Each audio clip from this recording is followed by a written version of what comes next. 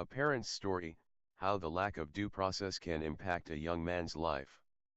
Michael grew up in a New Jersey middle-class family.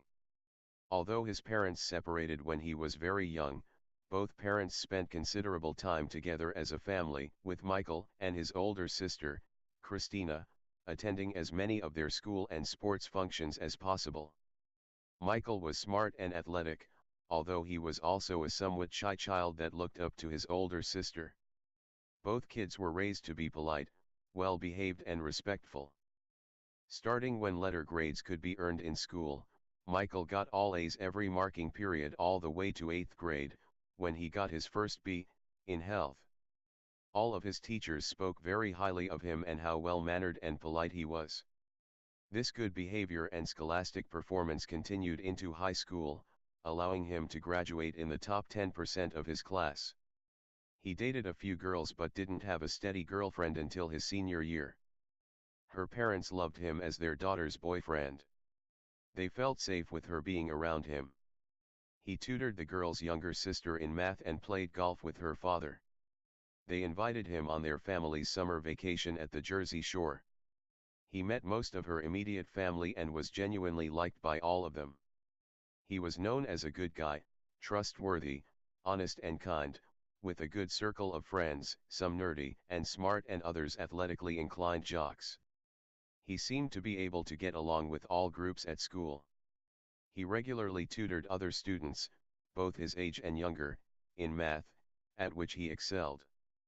Michael heard all about his father's great times in college at Ohio State and met his college roommates, who had become lifelong friends of his dad. He loved watching football games with his dad and became an ardent fan of his dad's alma mater's team and school. During his preteen and teenage years, his dad brought him to his old college to experience the thrill of football, live in the stadium to watch his team play and win on those trips. He got to feel the electricity of a live sporting event and hear the roar of the fans as his team scored another touchdown. When it came time to apply to colleges, Michael applied to several and wound up getting accepted to Virginia Tech, James Madison, and Ohio State, among others. His dad lived in Virginia at the time and was able to get Michael in-state tuition rates at the Virginia universities at which he was accepted, but his top 10% high school class ranking achieved him a scholarship at his dad's alma mater equal to the difference between in-state and out-of-state tuition, which was a huge benefit. Michael's choice was clear. He grew up loving the college because of his father. Now he was going to be a student there. He entered his freshman year there, with plans to major in finance. His first term was tough as he tried to adjust to a new environment, 2 states away from his home and not knowing anyone there when he arrived.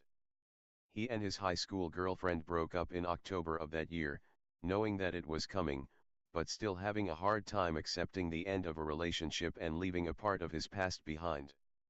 His girlfriend's mother even sent him a care package, with homemade cookies and a note stating that they missed him. Still, even being a bit shy, he made some friends and did very well grade-wise, making the dean's list with a 3.8 GPA in his first term. By the time he came home for Christmas break, he was very homesick and thrilled to be home for almost a month. He enjoyed seeing his hometown friends and resuming some part-time work at the ice cream store that employed him while in high school. By the end of the break, his friends started leaving town to go back to their schools, and he started to feel the urge to get back to his new home, his college. The spring semester brought a new life into Michael. He was more comfortable in his surroundings, his old girlfriend was fading from his focus, and spring in Columbus brought new experiences and challenges. He made new friends and joined a fraternity. His good grades continued. He was right where he wanted to be, living the life that he had heard so much about, listening to his dad talk about his college days. Michael and I bonded even more than we did before. We both shared an experience that he was living. I knew the places he was going, I understood the feelings he was feeling. This legacy that he was living brought both of us much closer, to a level I didn't think was possible. He came back home at the end of spring semester and his grades continued to be good, still at about a 3.75 GPA and on the dean's list. He continued to work at his summer job and hung out with his high school buddies, but he was really excited to get back to school since he was moving into his first apartment with one of his roommates from his freshman dorm. One of my old OSU roommates and best friends came down, and we helped Michael move in. We brought in lunch for Michael and his roommate, and my friend and I talked about our life at the school, what good times we had, and how it ended up in a lifelong friendship, something that we hoped would happen for Michael. After I left him to settle in, he apparently reached out to a girl that he had met during the earlier spring term that year, and they made plans to meet later that weekend, before school started. Jessica was a year older than Michael. They got together, and she invited him back to her apartment and initiated a sexual encounter. Michael wasn't ready to get serious with anyone since he was still getting over the breakup of his high school girlfriend.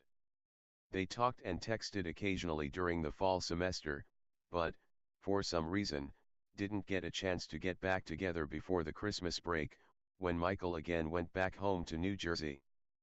He again worked and spent time with family and friends, but Michael was again anxious to get back to school at the end of Christmas break, looking forward to spring term of his sophomore year. The fraternity had a big party planned at the end of January, and Michael was elected as the new president starting the upcoming fall semester. Michael and Jessica continued to correspond, and he invited her to the frat party at the end of January.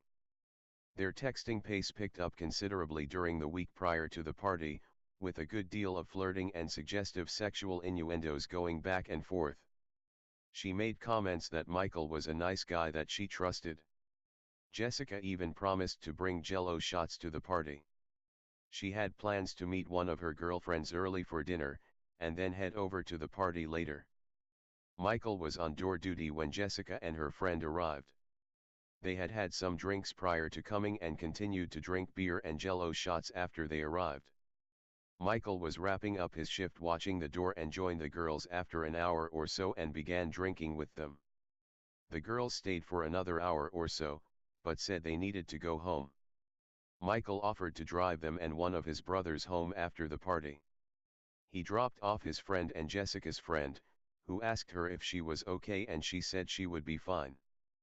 They got to her neighborhood and, after finally finding a parking spot, she invited him into her apartment, a 2-story townhouse. She went upstairs, and Michael waited downstairs. After about 15 minutes, he called up to her, but there was no answer, so he went up to check on her and found that she was getting sick. He brought her a trash can in which she threw up, getting some of it on her clothes. She went into the bathroom to take her soiled clothes off and came back into the bedroom naked and started rubbing and grinding up against Michael, trying to kiss him. He pushed her away because of the odor of vomit, and she went back into the bathroom to wash and brush her teeth. She came back into the bedroom naked and said she was feeling better and started rubbing up against him and kissing him again. She pulled him over to the bed and helped him undress, initiating the sexual encounter. They did several things, but ultimately, he could not perform, whether it be the alcohol or the fact that she vomited earlier. She asked him to stay overnight, but he was embarrassed and said that he had to go back to the frat house to help with the party cleanup. He asked her if she wanted him to lock her front door when he left. She said no. As he was unfamiliar with the neighborhood, he couldn't initially find his car and called her to see if she could tell him where they had parked, but there was no answer. He eventually found his car and made his way home. Jessica contacted Michael the next day via Facebook and told her that she couldn't find her phone. He checked in his car and found her phone on the passenger side floor and contacted her back and offered to bring it to her. She told him that she could pick it up later, so he said that he had a Sunday evening meeting at the frat house and he would leave it in the mailbox there for her to pick up. When she picked up her phone that evening, she left Michael a bag of his favorite candy as a gift, and a note thanking him for taking care of her that night and telling him that she had a good time and would like to get together again. Embarrassed by not being able to perform and not really wanting to get into a serious relationship, Michael didn't call her for some time after that. When he texted her in mid-March, about a month and a half later, She responded by saying that she never wanted to see him again, not to contact her, and that he had raped her. He was shocked and taken aback by this response and stated that their encounter was complete consensual in nature. He told her that he was sorry that she felt this way and would not contact her again. Almost 2 months later, in early May, he was notified by the college's student board of conduct that she had filed a complaint against him. After a phone interview with a board of conduct representative, he was told that he was required to attend a formal hearing, which, after several delays, was finally scheduled for August 18, 2016, just days before the beginning of the start of his junior year. Michael called me after the initial May notification and we discussed what happened. I asked him to be honest with me and explain the exact truth of how he remembered the chain of events. Michael has never lied to me, and we have always worked on the basis of truth and honesty. I told him to be honest with the board of conduct phone interviewer and to tell the truth, both then and during the formal hearing, and he would be okay. How very wrong I was. We did hire an attorney for the hearing, but the board would not allow her to speak on his behalf, only to be present for moral support. He called me after he received the judgment results, about a week later, and told me, in tears, that he had been expelled for non-consensual intercourse and endangering behavior, and was never allowed to set foot on the campus again. We immediately appealed the ruling and awaited their answer. It was almost like they didn't even do anything more than what was already done. It was more likely than not that it happened the way Jessica described, which was the confirmed ruling.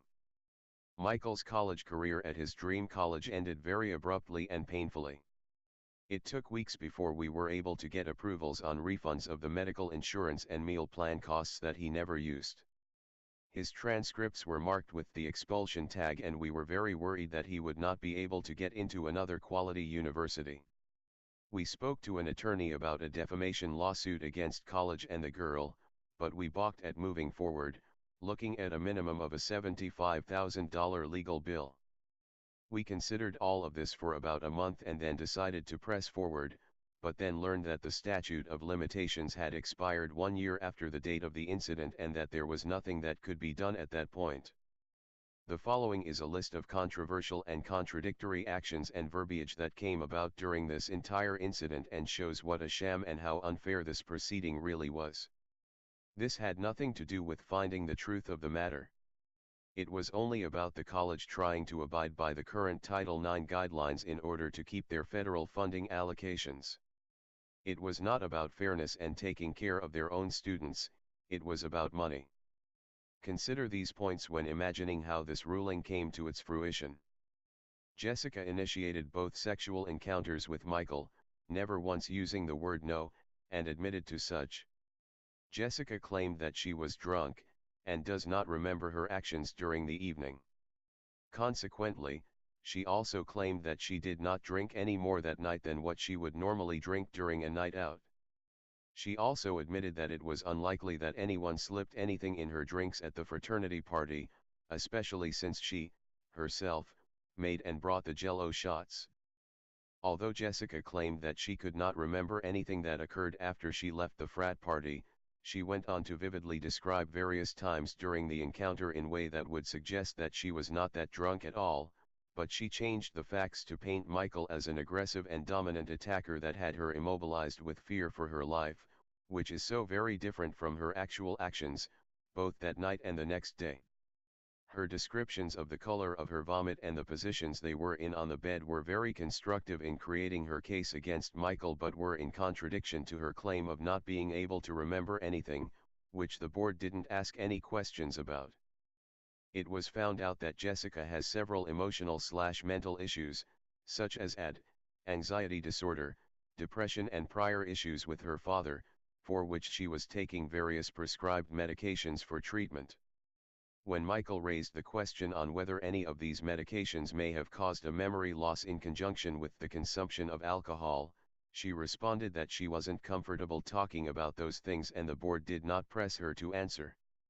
Both Jessica and her friend that attended the party with her were former sexual awareness counselors, well versed and trained in the process of claiming rape and very knowledgeable in the keywords and catchphrases used in the process. Jessica had a physical examination at the hospital 1 hour outside the 96-hour window of time required for rape examinations. She claims that there were bruises on her body that she took pictures of on her cell phone. When asked to produce the photos, she stated that they had been deleted from her phone. Also, the examination report from the hospital has no such mention of any bruises related to this incident. With her background as a sexual awareness counselor, she did not act accordingly with the procedures that she had learned. If this was really rape, why did she wait over 3 months to report it to the university? Why did she not report it to the police in the days following the incident?